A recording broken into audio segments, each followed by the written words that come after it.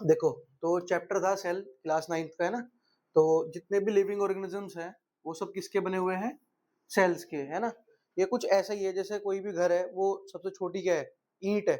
ईंट से मिलके हम दीवार बनावे, दीवार से फिर कमरे, कमरों से घर बना हुआ है, ठीक है। तो या तो कोई भी लिविंग ऑर्गेनिज्म किससे बना होगा? सिंगल सेल का बना होगा। अब जो सिंगल सेल के बने होते हैं उसको हम बोलते हैं यूनी सेलुलर, ठीक है। और जिसमें बहुत सारी सेल्स होगी, मल्टीपल सेल्स होगी, उसे क्या बोल लेंगे?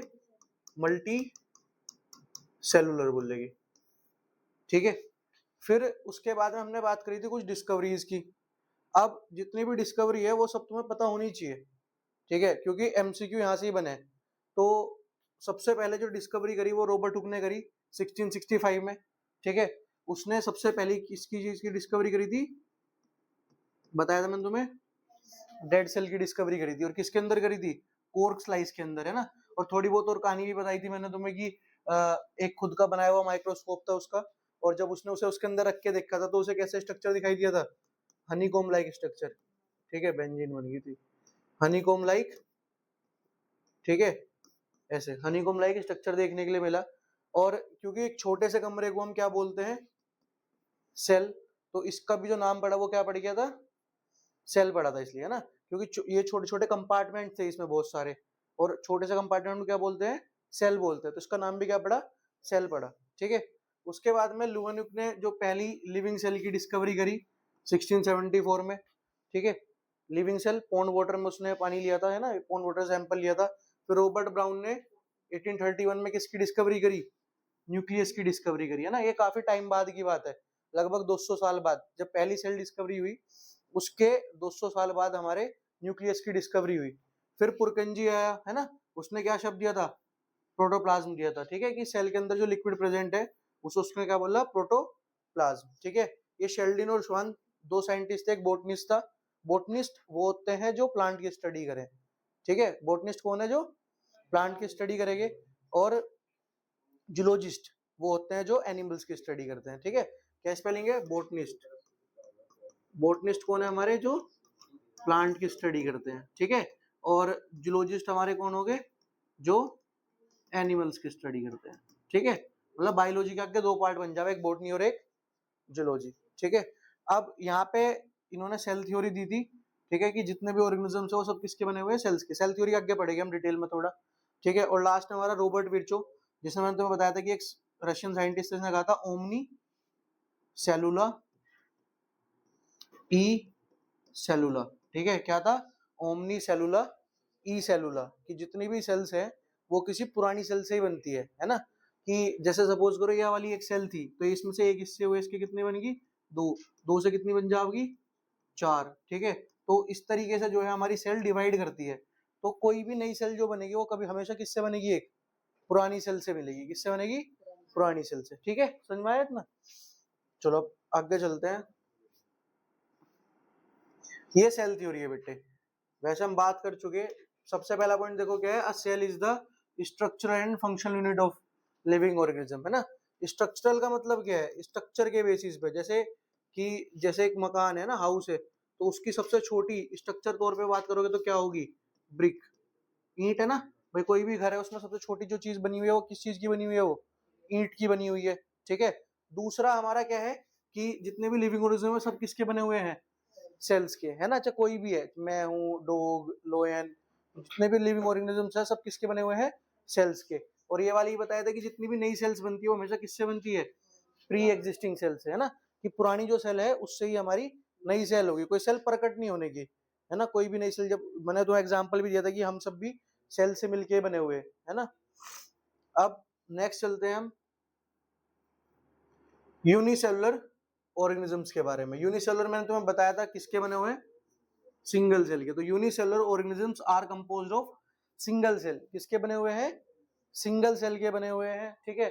और सिंगल सेल कंस्टिट्यूट करती है पूरा का पूरा स्ट्रक्चर, मतलब पूरा जीवी क्या है? सिर्फ एक सेल है, ठीक है। और वो जो सेल है वो सारे फंक्शन परफॉर्म करेगी। अब यहाँ पे सारे फंक्शन से कहने का मतलब क्या है? भाई जैसे डाइजेशन करता है, क्या करता है? डाइजेशन, ठीक है। तो सेल भी डाइजेशन करेगी, वो एक सिंगल सेल भी, ठीक है। हम क्या करते हैं? रेस्पिरेशन करते हैं, ऐसे वो जो सिंगल सेल होगी वो रेस्पिरेशन भी करेगी, वो एक्सक्रीशन भी करेगी, वो सर्कुलेशन भी करेगी। तो एक जो बड़ा जीव, जैसे कि मैं एक जीव हूँ, मैं जितनी भी चीजें करता हूँ, ऐसे ही सेम टू सेम जो एक छोटी सी सेल होगी वो भी क्या करेगी, सारे के सारे फंक्शंस को परफॉर्म करेगी। ठीक है, तो इसलिए हम इसको क्या बोलते हैं कि एंटायर फंक्शन, पूरा का पूरा जो फंक्शन है उस जीव का, वो किसके ऊपर हो रहा, एक सिंगल सेल, मतलब वो अकेली सेल ही सारे फंक्शन परफॉर्म करती है। ठीक है, अब इसके बाद में एग्जाम्पल के तौर पे बचपन से तुम पढ़ते आ रहे अमीबा है ना, ये ऐसा सड़ी सी एक फिगर बनाई होगी तुमने। ठीक है, तो ये क्या थी, अमीबा। सबसे मुश्किल ड्राइंग यही है साइंस की बुक में। ठीक है, तो अमीबा जो कि कहाँ मिलती है, मराइन एरियाज। मराइन एरिया कौन सा है, खारा पानी। ठीक है, जहाँ पे सोल्टी वाटर होगा हमारा, खारा पानी। ठीक है, सोल्टी वाटर जहाँ पे होता है वहां पे, और या फिर एरिया ऑफ डिकेइंग वाटर, जहाँ पे गल गुल रहा हो कोई चीज है ना, इस जगह में देखने के लिए मिलती है। और इसकी कोई जो है परफेक्ट शेप नहीं है, वो अपनी शेप को क्या कर सकती है, बार बार चेंज कर सकती है। ठीक है, समझ में आया यूनिसेलुलर के बारे में। अब चलते हैं मल्टी सेलुलर ऑर्गेनिजम्स के बारे में। ठीक है, देखो मल्टी सेलुलर में क्या है कि ये जो है काफी सारी सेल से बनते हैं ना, मोर देन वन सेल। ठीक है, और यहाँ पे क्या है, लेबर ऑफ डिवीजन होता है। मैं तुम्हें बताया था लेबर ऑफ डिवीजन का मतलब क्या है कि डिफरेंट डिफरेंट सेल्स को डिफरेंट डिफरेंट फंक्शंस को परफॉर्म करने के लिए जो है दिया गया है कि ये सेल्स ये काम करेगी, ये सेल्स ये करेगी, ये सेल ये करेगी। ठीक है, तो इस तरीके से जो है अलग अलग जो सेल्स है वो अलग अलग फंक्शंस को परफॉर्म करती है। ठीक है, देखो लिखा हुआ है सब multi cellular have different cells, अलग अलग तरह की सेल्स हो, जैसे कि ह्यूमन बीइंग में अगर तुम बात करोगे तो जो मसल सेल है वो अलग है, जो फैट सेल है वो अलग है, जो नर्व सेल है वो अलग है। तो जितनी भी सेल्स है उनकी शेप, साइज, फंक्शन सबका कैसा है, अलग अलग है, और वो डिपेंड करता है कि वो किस तरीके का फंक्शन को परफॉर्म कर रही। ठीक है, उसके हिसाब से उसकी क्या है, शेप है। ये देखो एक फन फैक्ट है कि जो ओस्ट्रिच का एग है वो कैसा है, यूनिसेलुलर है। अगर ओस्ट्रिच के एग की बात करोगे तो ओस्ट्रिच का एग कितना बड़ा है, इतना बड़ा अंडा हुआ है कम से कम। ठीक है, और एक आंट या कोई भी इंसेक्ट, छोटी सी जो एक चींटी है वो कैसी है, मल्टी सेलुलर है। तो इतना बड़ा अंडा तो यूनिसेलुलर, एक सेल का बना हुआ, और इतनी सी चींटी मल्टी सेलुलर। देखना ये चौंक गए जो कॉमर्स के बच्चे हैं और आर्ट्स के बच्चे हैं कि ऐसा कैसे पॉसिबल है। ठीक है, लेकिन है, रियलिटी तो यही है अब। ठीक है, समझ में आया। अब देखो शेप्स की मैं तुम्हें बात बता रहा था, तो यहाँ पे अब जो शेप है सेल्स की वो डिपेंड करती है ना, कि वो किस तरीके का फंक्शन परफॉर्म करती है। देखो यहाँ पे तुम्हें दिख रहा होगा कि जो मसल सेल है, ठीक है, ये मैं बड़ा कर देते हैं, दिख रहा है, ये हमारी क्या है, मसल सेल। ठीक है, इसकी शेप कैसी है, इलोंगेटेड सी शेप है, जैसे कांटा सा हुआ है। फिर ये हमारी ब्लड सेल्स है। ठीक है, ये हमारा नर्व सेल, ये बोन सेल है, ये फैट सेल, ये स्पर्म, ये ओवम। ठीक है, तो जितने भी है हमारे, लगभग सबकी जो शेप है वो कैसी है, डिफरेंट डिफरेंट है ना। सबकी शेप कैसी है हमारी, डिफरेंट है। अब हमारी बॉडी में एक ऐसी भी सेल है जो अपनी शेप को चेंज कर सकती है। ठीक है, cells are capable of changing their shapes. सिर्फ कुछ ही सेल्स ऐसी हैं जो अपनी शेप को चेंज कर सकती है। जैसे अमीबा फूड को कैप्चर करने के लिए क्या करती है, अपनी शेप को चेंज करती है। ठीक है, ऐसे ही सेम टू सेम जो व्हाइट ब्लड सेल है, हमारी बॉडी में तीन तरीके की सेल्स मिलती है, red blood cell, white blood cell और प्लेटलेट्स। तो जो व्हाइट ब्लड सेल्स है वो भी अपनी शेप को चेंज कर सकती है, क्योंकि वो उसका काम है हमारी बॉडी में इम्यूनिटी बनाना। जैसे कोई बैक्टीरिया, वायरस, फंगई कुछ भी एंटर करेगा तो उसको खत्म करने का जो काम करता है वो कौन करता है, व्हाइट ब्लड सेल। वो करता किस तरीके से, वो उसे अपने अंदर समाता है और उसे खत्म कर देगा फिर। ठीक है, देखो अब है लेवल ऑफ ऑर्गेनाइजेशन। हमने बात करी कि जितने भी जीव है वो जो है सेल से बने हुए, लेकिन कोई मकान है थोड़ी, हमने कहा ईंट और मकान नहीं, ईंट से दीवार, दीवार से कमरे, कमरों से फ्लोर, फ्लोर से फिर मकान। तो एक तरीका है, सिस्टमेटिक वे है ऑर्गेनाइज करने का चीजों को। तो ऑर्गेनाइज शब्द क्या है, लेवल ऑफ सेलुलर ऑर्गेनाइजेशन, कि सेल को किस तरीके से ऑर्गेनाइज करा गया। तो सबसे पहले हमारे क्या थी, इधर उल्टा चलते हैं, देखो सबसे पहले क्या थी, सेल। जब सेल, बहुत सारी सेल्स एक साथ मिली तो क्या बना, टिश्यू। काफी सारे टिश्यू मिलकर क्या बने, ऑर्गन। ऑर्गन से क्या बना, ऑर्गन सिस्टम, और उससे क्या बनेगा, हमारा ऑर्गेनिज्म बनेगा। ठीक है, अब ये दीवार, वही ईंट है ना, दीवार बनी, कमरे बने, मकान बन गया। ठीक है, तो ऐसे सेम टू सेम सेल से टिश्यू, टिश्यू से ऑर्गन, ऑर्गन से ऑर्गन सिस्टम, और फाइनली क्या बना, ऑर्गेनिज्म बन गया हमारा। ठीक है, समझ में आया। देखो, अगर आप एक सेल के स्ट्रक्चर की बात करें तो cell are made up of components called cell organelles. ठीक है, सेल किस चीज से बनी हुई है? सेल ऑर्गेनेलीज से। सेल ऑर्गेनेलीज में तो मैं बताया था कि जैसे हमारा जो ह्यूमन बीइंग है, हमारे अंदर बहुत सारे ऑर्गन है ना, हाथ, लीवर, किडनी, ये सब, ये किस चीज में मदद कर रहे हैं हमें? हम जो सारे फंक्शन परफॉर्म कर पा रहे वो किसकी वजह से कर पा रहे? इन ऑर्गन्स की वजह से, है ना। तू देख क्यों पा रहा? आंखों की वजह से। ठीक है, ये चल क्यों पा रहा? अपने पैर की वजह से। ठीक है, तो ऐसे ही एक जो सेल है, क्योंकि हम कह रहे हैं कि वो भी सारे फंक्शन परफॉर्म करती है, तो उसके अंदर भी तो कुछ ऑर्गन्स हो गए ना। अब उन ऑर्गन्स को हम क्या बोलते हैं? ऑर्गेनेलीज। क्या बोलते हैं? ऑर्गेनेलीज। ठीक है, तो यहाँ पे देखो, तुम्हें दिख रहा होगा कि जो सेल्स है वो भी कुछ कंपोनेंट से मिलकर बने हुए, जिसको हम क्या बोलते हैं? Cell organelles. एक सेल कैपेबल है, ठीक है, जीवित रहने के और जितने भी अपने फंक्शन परफॉर्म करने उसे सबको, किसकी वजह से? सेल ऑर्गेनेलीज की वजह से। ठीक है, किसकी वजह से? सेल ऑर्गेनेलीज की वजह से। ठीक है, तो all the cells have the same cell organelles. कोई सी भी सेल है ना, जैसे अभी हमने पीछे बात करी थी कि मस्कुलर सेल का अलग डिजाइन है, नर्व सेल का अलग है ना, कि जितनी भी सेल्स है सबका जो डिजाइन था वो सबका कैसा था, या जिसकी शेप थी कैसी थी, सबकी अलग अलग थी। ठीक है, अब भले ही वो अलग अलग थी, लेकिन अब जैसे कुत्ता है, कुत्ते में तो वही है ना, हार्ट, किडनी, लीवर, ये सब है। ठीक है, तुम गाय की बात करोगे उसमें भी यही है, तुम्हारे अंदर भी यही है। ऐसे जो सेल्स है वो भले किसी भी प्रकार की है, लेकिन उसके अंदर पाए जाने वाले ऑर्गेनेलीज वो लगभग लगभग सेम है। जैसे माइटोकॉन्ड्रिया सब में मिलेगा, है ना, एंडोप्लाज्मिक रेटिकुलम सब में मिलेगा। तो जो सेल ऑर्गेनेलीज मिलते हैं सेल्स के अंदर, वो इरेस्पेक्टिव ऑफ देयर शेप, ठीक है, ऑफ देयर टाइप, कैसे हैं? लगभग सेम। लगभग में अब भी शब्द क्या बोल रहा? लगभग। जब हम प्लांट सेल एनिमल सेल के बीच में डिफरेंशिएट करते हैं तो कुछ ऐसे ऑर्गेनेलीज हैं जो एक में मिलेगी, एक में नहीं मिलेगी। ठीक है, तो लगभग लगभग तो कैसे हैं? सब में सेम है।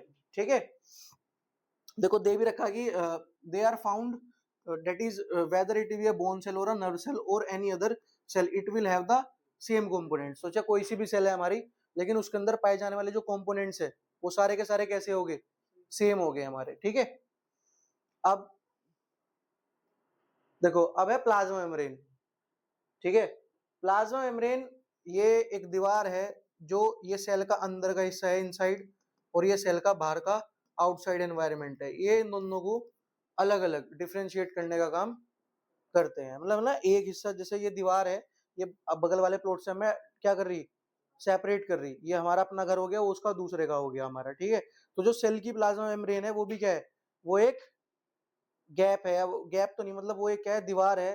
ठीक है, जो डिसाइड करती है कि भैया ये सेल का अंदर का हिस्सा और ये सेल का बाहर का है। एक डिस्टिंग्विश बाउंड्री होगी पूरी बढ़िया वाली। ठीक है, तो देखो, it is the outermost covering of the cell. Cell की सबसे बाहर वाली कवरिंग है। ठीक है, जो क्या करता है?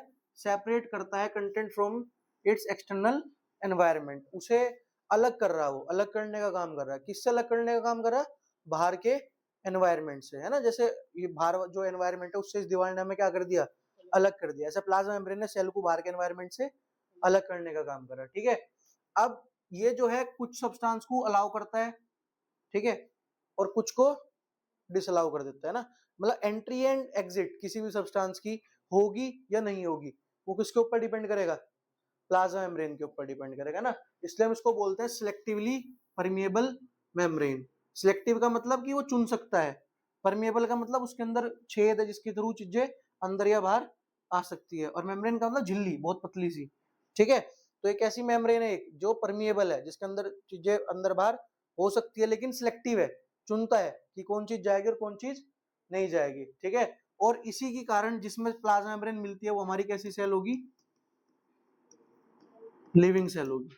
ठीक है, जिस भी सेल के अंदर प्लाज्मा मेम्ब्रेन प्रेजेंट है, भाई कोई चौकीदार है, वो जीवित है ना, जब तो वो डिसाइड करता है कि कौन गेट के अंदर आएगा, कौन गेट के बाहर जा सकता है। ठीक है, क्योंकि वो जीवित है। तुम किसी गुड्डे को बिठा दो वहां पे, पुतले को, क्या वो कर पाओगे? ऐसा नहीं कर पाने का ना। फिर तो कोई भी आ सके और कोई भी जा सके, तो जीवित होने की वजह से ऐसा हो पाया। तो ये भी तो जिस सेल के अंदर प्लाज्मा मेम्ब्रेन होगी वो सेल भी कैसी होगी? जीवित होगी। तभी तो उसकी मर्जी से कोई चीज अंदर जा सके और कोई चीज बाहर जा सकती है। ठीक है, अब ये बनी किस चीज की है? Lipid and protein. ठीक है, लिपिड भी लगभग, फैट तो तुमने सुना ही होगा। ठीक है, फैट का ही शक्तिमान ही गंगाधर है ना। तो फैट लिपिड लगभग वही शक्तिमान गंगाधर वाली बात है। ठीक है, आगे बात समझे। देखो, अब प्रॉपर्टीज की बात कर लेते हैं ना। तो ये इट इज फ्लेक्सिबल, ये कैसी है, फ्लेक्सिबल है, लचीली है, तभी तो चीजें अंदर बाहर जा पा रही इसके, ठीक है। और ये तो बताया था कि किसकी बनी हुई है, लिपिड और प्रोटीन की। अब फ्लेक्सिबिलिटी की वजह से ही ये फूड को एनगल्फ करती है, मतलब जैसे निगलना, अपने अंदर कोई चीज लेके जानी उसे बाहर से, ठीक है। अब ये इस प्रोसेस को बोलते हैं एंडोसाइटोसिस, ये बहुत इंपॉर्टेंट है, पेपर में कई बार आया है ना, एंडोसाइटोसिस। एंडो का मतलब क्या है, इनसाइड, ठीक है। और जब भी तुम्हें कहीं में बायो में या साइंस में साइट वर्ड दिखाई दे, उसका मतलब क्या होता है, सेल, ठीक है। तो यहाँ पे इनसाइड द सेल, कि सेल के अंदर वो उस चीज को लेके जाने का काम कर रहा है, ठीक है। क्या कर रहा है, सेल के अंदर लेके जाने का काम कर रहा है, ठीक है। इसलिए क्या बोला, एंडोसाइटोसिस, ठीक है। अमीबा अपना जो फूड कैप्चर करता है वो ऐसे ही तो करता है भाई, फूड आया, उसने अपने जो सूडोपोडिया उसके फोल्स फीट होते हैं, उसे ऐसे ऐसे फूड को कैप्चर करता है, फिर फूड वैक्यूल बनाता है, उसे फूड को अपने अंदर लेके जाता है। तो उसका जो तरीका है फूड को अपने अंदर लेके जाने का, उसको हम क्या बोलते हैं, एंडोसाइटोसिस। क्या बोलते हैं, एंडोसाइटोसिस, ठीक है। ये बताया था कि ये कुछ ही सब्सटेंस की एंट्री और एग्जिट को अलाउ करता है, ठीक है। तो it prevent the movement of some other substance, कुछ को बिल्कुल भी अलाउ नहीं करेगा, ठीक है। तो पता नहीं, अब तुम तो बच्चे ही हो, खैर अभी एक वेब सीरीज है ये मिर्जापुर, तो इसमें एक इसका फेमस डायलॉग है, जो आया है वो जाएगा भी, बस मर्जी हमारी होगी, ठीक है। तो ऐसे ही इसमें है कि भैया सेल में जो आया है वो जाएगा भी, बस मर्जी प्लाज्मा मेम्ब्रेन की होगी, ठीक है। प्लाज्मा मेम्ब्रेन कहेगा कि तू जा तो वो जाएगा, प्लाज्मा मेम्ब्रेन कहेगा कि तू अंदर आ जा तो वो आएगा। तो कौन डिसाइड करेगा, प्लाज्मा मेम्ब्रेन डिसाइड करेगी, ठीक है। देखो नेक्स्ट टॉपिक है हमारा डिफ्यूजन, ठीक है। अब जैसे सपोज करो कि मैं यहाँ पे ये एक ऐसे स्लाइड बनाऊं, यहाँ पे एक बॉल छोड़ दूं, तो बॉल कहाँ पे चली जाएगी हमारी, नीचे आ जाओगी। ये क्योंकि हाइट पे तो उसको क्या बोलते हैं, हाई, और यहाँ पे क्या होगा, लो। तो ये ऐसे ही केमिस्ट्री में जब कोई चीज हाई कंसंट्रेशन से लो कंसंट्रेशन की तरफ मूव करते हैं तो ऑटोमेटिकली अपने आप मूव करती है। जैसे यहाँ पे इन पार्टिकल्स का जो कंसंट्रेशन है, ठीक है, ये जो भी पार्टिकल थे इनकी जो कंसंट्रेशन यहाँ पे काफी ज्यादा है और यहाँ पे काफी कम है, तो हाई से लो की तरफ उसकी ऑटोमेटिकली क्या होगी, मूवमेंट होनी शुरू हो जाएगी, ठीक है। इसके बहुत सारे एग्जांपल्स हो सकते हैं, जैसे मैं एक दो तुम्हें बताता हूँ। तुम्हारी मम्मी ने किचन में खाना बनाया, तुम अपने कमरे में बैठे हुए थे, ठीक है। तो जैसे ही सिट्टी विट्टी लगी तो धीरे धीरे जो महक है वो कहाँ तक पहुंच गई, तुम्हारे कमरे तक भी गई। लेकिन शुरुआत में किचन के अंदर ये वाली कंडीशन थी, वहां पे उसके मोलिक्यूल्स कैसे थे, बहुत ज्यादा थे, तो हाई कंसंट्रेशन थी। वहां पे कैसे था, लो कंसंट्रेशन थी, तो उधर से मूवमेंट कहाँ से कहाँ हुई, हाई से लो की तरफ होगी। ऐसे में अगर यहाँ पे डीओ छिड़क दो इस कोने में, तो यहाँ पे बहुत सारे मोलिक्यूल्स हो गए, उस वाले में बहुत कम हो गए, तो इधर से इधर जो है मूवमेंट हमें देखने के लिए मिलेगी फिर, ठीक है। तो इस प्रोसेस को हम क्या बोलते हैं, डिफ्यूजन। और इसमें हमें किसी एनर्जी की जरूरत नहीं पड़ती, क्योंकि तुमने वो जो मैंने बनाया था, तुमने उस बॉल को कोई धकेला थोड़ी यहाँ से ऐसे, तुमने बस छोड़ा उसे, वो ऑटोमेटिकली क्या हो गया, नीचे की तरफ आ गया, ठीक है। ये पैसिव मूवमेंट होती है, मतलब ये शब्द तुम्हारे सिलेबस में नहीं है। एक्टिव मूवमेंट में हमें एनर्जी देनी पड़ती है, पैसिव में वो चीज क्या होती है, अपने आप से ऑटोमेटिकली क्या होगा, वो चलेगा फिर, ठीक है। अब देखो नेक्स्ट हमारा क्या है, ओस्मोसिस है। अब कहने के लिए तो ओस्मोसिस क्या है, एक स्पेशल तरीके का डिफ्यूजन ही है, ये भी क्या है, एक स्पेशल डिफ्यूजन है, ठीक है। देखो वो उसके बीच में कोई लेयर वेयर नहीं थी, ठीक है। लेकिन यहाँ पे क्या है, इसके बीच में एक सिलेक्टिवली परमिएबल मेम्ब्रेन होगी, यहाँ पे जो हमने अभी जैसे प्लाज्मा मेम्ब्रेन थी ना, ठीक है, ऐसे इसमें क्या होगा, एक सिलेक्टिवली परमिएबल मेम्ब्रेन होगी, ठीक है। उसके थ्रू मोलिक्यूल्स का क्या होगा, मूवमेंट होगा, ठीक है। समझ में आया, किसका मूवमेंट होगा, मोलिक्यूल्स का, ठीक है। वही कंसंट्रेशन ग्रेडियंट, देखो ये कंसंट्रेशन ग्रेडियंट बहुत आसान शब्द है, ग्रेडियंट का मतलब है डिफरेंस। डिफरेंस का मतलब क्या हुआ हिंदी में, अंतर, है ना,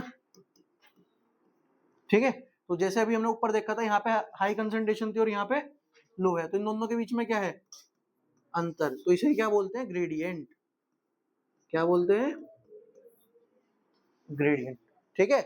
और कंसंट्रेशन तो तुम समझ ही गए होगे कि उतने स्पेस में जितने मॉलिक्यूल्स है ना, उसे क्या बोलते हैं, कंसंट्रेशन बोलते हैं, ठीक। अब यहाँ पे भी तुम्हें दिख रहा होगा कि हाई कंसंट्रेशन इधर, लो कंसंट्रेशन, तो वाटर के जो मॉलिक्यूल है वो हाई से लो की तरफ मूव करना शुरू कर देते हैं, ठीक है। अब नेक्स्ट हमारी जो प्लांट सेल है, ठीक है, वो जो पानी को ऑब्टेन करती है वो इसी प्रोसेस के थ्रू ऑब्टेन करती है, ऑस्मोसिस के थ्रू। मतलब प्लांट की सेल्स में जो पानी एंटर करता है तो किस प्रोसेस के थ्रू जाता है, ऑस्मोसिस के थ्रू। ठीक है, समझ में आया? देखो अब ये पेपर में डिफरेंस के तौर पे भी आए हैं और वैसे भी आते हैं। जैसे तुमने देखा होगा कि तुम चने वने भिगोते हो, किशमिश भिगोते हो, तो तुमने किशमिश को पानी में रखा और सुबह वो क्या हो जाए, फूल जाती है। ठीक है, तो ये हाइपो ओस्मोटिक वाली कंडीशन है। क्या है, हाइपो ओस्मोटिक। ठीक है, तो इसमें क्या होता है कि जो ये सेल है हमारी, इसमें उसकी कंसंट्रेशन कम है और बाहर जो पानी है उसमें उसकी कंसंट्रेशन कैसी है, ज्यादा है। ठीक है, तो बाहर से अंदर की तरफ क्या होगा, पानी का मूवमेंट होगा, ओस्मोसिस होगा। ठीक है, इसलिए क्या बोला, हाइपो ओस्मोटिक। क्या बोला, हाइपो ओस्मोटिक। ठीक है, फिर अगला है हमारा हाइपर ओस्मोटिक। इसमें उल्टा हो जाएगा, इस सेल का जो पानी है वो कहाँ चला गया, बाहर चला गया, तो ये सेल कैसी हो जाओगी, सूखड़ जाओगी, है ना, ऐसे पिचक जाओगी फिर हमारी। ठीक है, और इसमें दोनों में सेम सेम था, बराबर बराबर, तो इसमें कोई फर्क नहीं पड़ा। आइसो, आइसो का मतलब ही क्या होता है, सेम। तो इसमें कैसे है हमारा, सेम है। ठीक है, देखो hypotonic solution, medium surrounding the cell higher water concentration, कि जो मीडियम जिसमें हमने सेल रख रखी है उसमें पानी की कंसंट्रेशन ज्यादा है और सेल के अंदर कम है, तो ओस्मोसिस होगा और सेल के अंदर पानी जाएगा और सेल क्या होगी हमारी, स्वेलअप, फूल जाएगी। ठीक है, आइसोटोनिक में दोनों में एग्जैक्टली सेम मीडियम है, कि जितना पानी सेल के अंदर है उतना ही बाहर वाले मीडियम में भी है, तो कोई फर्क हमें नहीं पड़ने का, दोनों हमारे कैसे रहोगे, सेम साइज के रहोगे। ठीक है, उसके बाद में हमारा क्या है, हाइपरटोनिक। इसमें मीडियम में लोअर कंसंट्रेशन है, मतलब बाहर जिसमें हमने सेल रख रखी है उसमें पानी की मात्रा कम है और सेल के अंदर पानी की मात्रा ज्यादा है, तो क्या होगा, सेल से पानी बाहर आ जाएगा और सेल हमारी सुगड़ जाएगी। ठीक है, तो इसको बोलते हैं हम श्रृंक करना। दिख नहीं रखा इसमें ना, श्रिंक लिख लो, श्रिंक। ठीक है, तो सेल क्या करेगी, श्रिंक कर जाएगी हमारी। ठीक है, क्लियर है? देखो अब है सेल वॉल। अब जो हमारी सेल वॉल है वो सिर्फ हमें किस में देखने के लिए मिलती है, प्लांट्स के अंदर। सबसे पहली बात है ना, सेल वॉल किस में मिलेगी, सिर्फ प्लांट में। एनिमल सेल में हमें सेल वॉल नहीं मिलती। ठीक है, तो सेल वॉल जो है दूसरी रिजिड आउटर कवरिंग है addition to the plasma membrane found in the plant cell. देखो डिफरेंस मैं बताता हूँ तुम्हें, कि ये हम सेल बनाते हैं, ठीक है, ये हमारी एनिमल सेल थी और ये हमारी प्लांट सेल है। ठीक है, अब इसमें तो सिर्फ प्लाज्मा मेम्ब्रेन ही होगी, प्लाज्मा मेम्ब्रेन। इसमें क्या है कि प्लाज्मा मेम्ब्रेन के बाहर यहाँ पे भी क्या है, एक और लेयर है ये ऐसे, इससे लगती हुई, जिसको हम क्या बोलते हैं, सेल वॉल। समझ में आया क्या है, कि सेल वॉल एक और रिजिड आउटर कवरिंग है, ठीक है, addition to the plasma membrane. Plasma membrane उसके बाहर क्या है, हमारी सेल वॉल है। ठीक है, अब ये जो प्लांट की सेल वॉल है किसकी बनी हुई है, सेलुलोज की। देखो सेलुलोज क्या है, जैसे ग्लूकोज का नाम सुना होगा तुमने, ऐसे ही सेलुलोज भी एक केमिकल सब्सटेंस है। ठीक है, तो ये किस मटेरियल की बनी हुई है, सेलुलोज की बनी हुई है। ठीक है, सेलुलोज एक कॉम्प्लेक्स सब्सटेंस है। ठीक है, जो तुम हरे ये खाने वाली चीजें देखते हो ना, लौकी वो की ये सब, ठीक है, जो ग्रीन वेजिटेबल्स हैं या ग्रीन लीव्स वगैरह, उसमें सेलुलोज होगा काफी, है ना। हमारी बॉडी पचाती नहीं से, ऐसे कैसे बाहर निकाल दे, है ना। कब्ज वब्ज हो जावे किसी को तो तुमने सुना होगा, रिकमेंड करेगा लौकी वोकी खाने के लिए। ठीक है, तो वो इसलिए क्योंकि वो जो बाउल मूवमेंट है उसे थोड़ा सा वो कर देगा, स्मूथ कर देगा। ठीक है, इसका काम क्या है, ये प्रोवाइड करता है structural strength to the plant. Plant के को जो है स्ट्रेंथ प्रोवाइड करता है, उसे मैकेनिकल इंजरी से बचाता है। मैकेनिकल भाई, अब जैसे ठंड आ जावे तो तुम जैकेट पहन लोगे, बरसात में तुम रेनकोट पहन लोगे। ठीक है, सो जा सूर्य सो जा, नींद नहीं लग रहा है, अट्ठा अट्ठा। ठीक है, तो क्या बोल रहा था मैं, हाँ भाई, प्लांट हम तो जो है अपने एनवायरनमेंट के हिसाब से अपने आप को मैनेज कर सकते हैं। प्लांट को देखा कभी बेचारे ने सर्दी में शॉल ओढ़ रखा हो ऐसे, नहीं ना। ठीक है, या बरसात में छाता लेके खड़ा था वो, नहीं। तो उसे कैसे बेनिफिट मिल रहा है या क्या एडवांटेज है उसके पास में, तो उसके पास में जो एडवांटेज है वो क्या है, सेल वॉल है उसके पास में, और सेल वॉल उसे सर्वाइव करने में मदद करती है। ठीक है, देखो फंक्शन। ठीक है, देखो अब क्या है यहाँ पे कि because of the cell wall cells can withstand the greater changes in the surrounding, है ना, कि बाहर जो भी बदलाव हो रहे उसे वो झेल पाता है। एनिमल इतना जो है नहीं कर पाएगा। अब प्लाज्मोलाइसिस क्या हुआ है, ये जैसे तुमने देखा आम आम को चूस के फेंक दो, ठीक है, तो क्या हो गया, बिल्कुल ऐसे सूखड़ जावे एकदम, है ना, चूसा हुआ आम जिसे कहते हैं। तो ऐसे कोई सेल है जिसके अंदर से सारा ही पानी निकाल दिया उसका, वो बिल्कुल ऐसे जो है पतली होगी बिल्कुल, तो उसे क्या कहोगे, प्लाज्मोलाइज्ड। क्या बोलेंगे, प्लाज्मोलाइज्ड। और इस प्रोसेस को बोलते हैं प्लाज्मोलाइसिस। क्या बोलेंगे, प्लाज्मोलाइसिस। देखो when a living plant cell loses water through osmosis, है ना, पूरा का पूरा जो पानी है वो हाइपरटोनिक कंडीशन में जैसे हम रखते थे, उसका का सारा पानी क्या हो गया, बाहर निकल गया, तो क्या होगी, श्रिंक होगी, या बिल्कुल एकदम जो है पतली होगी हमारी, ठीक है। तो this phenomena is known as plasmolysis, ठीक है। क्या बोल लेंगे उसे हम, प्लाज्मोलाइसिस। और ऐसी सेल को क्या बोल लेंगे, प्लाज्मोलाइज्ड सेल, ठीक है। देखो अब नॉर्मली क्या है कि जो प्लांट सेल है उसके पास में बहुत सारी चीजें हैं जो एनिमल सेल के पास नहीं होती, जैसे प्लास्टिड, ठीक है, और वैक्यूल हो गया, और सेल वॉल होगी। तो तुमने ये डायलॉग सुना होगा, अमिताभ बच्चन और ये पता नहीं इनका एक्टर का नाम तो मेरे याद नहीं आ रहा, कि मेरे पास बंगला है, गाड़ी है, नौकर चाकर है, तुम्हारे पास क्या है, तो वो क्या कह रहा है कि मेरे पास माँ है, ठीक है। तो ऐसे प्लांट सेल बोल रहा है कि आज मेरे पास सेल वॉल है, प्लास्टिड है, लार्ज सेंट्रल वैक्यूल है, तुम्हारे पास क्या है। तो एनिमल सेल बोलता है कि मेरे पास सेंट्रियोल है। तो एक डिफरेंस हो गया ना, चार डिफरेंस याद हो गए तुम्हारे, कि प्लांट सेल में सेंट्रियोल नहीं होता और एनिमल सेल में सेंट्रियोल होता है, ठीक है। देखो अगला हमारा टॉपिक है साइटोप्लाज्म। क्या है, साइटोप्लाज्म, ठीक है। अब साइटोप्लाज्म में क्या है बेटे, कि साइटोप्लाज्म देखो सब वही है, अभी थोड़ी देर पहले बताया, साइटो का मतलब सेल, प्लाज्म का मतलब क्या होता है, फ्लूइड, ठीक है। तो सेल के अंदर पाई जाने वाला fluid is called as cytoplasm, ठीक है। ये सेल के अंदर मिलता है और प्लाज्मा मेम्ब्रेन के अंदर, मतलब ना जैसे ये सेल होगी हमारी, ये न्यूक्लियस हो गया, तो यहाँ पे जो फ्लूइड भरा हुआ हमारा, ये जो फ्लूइड भरा हुआ है, ये क्या है हमारा, साइटोप्लाज्म है, ठीक है। अब जितने भी सेल ऑर्गेनेलीज है, जैसे mitochondria, endoplasmic reticulum, Golgi body, lysosomes, वो सारे के सारे इसी के अंदर तैरते हैं। तो it also contain many specialise cell organ. तो जितने भी सेल ऑर्गेनेलीज है वो सब इसी के अंदर हमें मिलेंगे, ठीक है। Each of these organelles perform a specific function, वो हम बाद में बात करने वाले कि कौन सा सेल ऑर्गेनेली कौन सा फंक्शन को परफॉर्म करता है, ठीक है। It help in exchange of the material between the cell organelles. अब सपोज करो ये सेल थी, अब ये एक सेल ऑर्गेनेली है, दूसरा सेल ऑर्गेनेली, अभी हम स्पेसिफाई नहीं कर रहे नाम क्या है।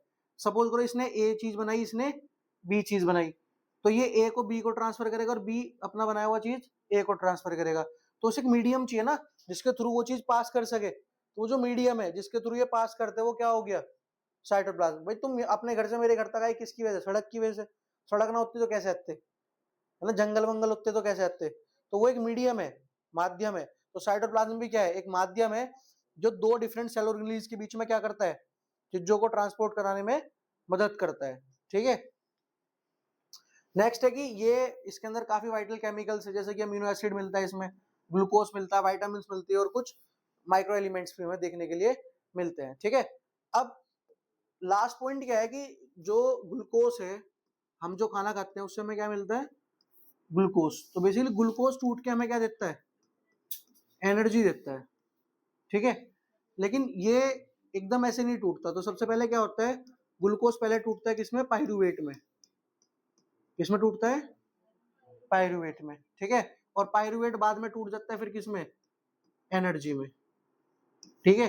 तो ग्लूकोज से पायरूवेट टूटने का जो काम है वो हमारा किसके अंदर होता है, मतलब साइटोप्लाज्म के अंदर होता है, ठीक है। मतलब ग्लूकोज से पायरूवेट किसमें बनेगा, साइटोप्लाज्म में, ठीक है। और बाद में जब ये पायरूवेट बन जाता है, ये पायरूवेट जाता है माइटोकॉन्ड्रिया में, ठीक है। और माइटोकॉन्ड्रिया के अंदर फिर आगे का प्रोसेस होगा और वहां पे क्या बन जाएगी उससे, एनर्जी, ठीक है। और ग्लूकोज से पायरूवेट बनने का जो प्रोसेस है उसको हम बोलते हैं ग्लाइकोलाइसिस। क्या बोलते हैं, ग्लाइकोलाइसिस, वो लाइसिस, ठीक है। देखो नाम खुद चिल्ला चिल्ला के बोल रहा कि ग्लाइको, ग्लाइको का मतलब किससे आया, ग्लूकोज से, ठीक है। और लाइसिस, लाइसिस का मतलब क्या होता है, टूटना, ठीक है। तो ग्लाइकोलाइसिस मतलब ग्लूकोज का टूटना, ठीक है। और ग्लूकोज किसके अंदर टूटा, हमारा साइटोप्लाज्म के अंदर, ठीक है। और किसमें टूटा, पायरूवेट में टूटा, ठीक है। बाकी हम न्यूक्लियर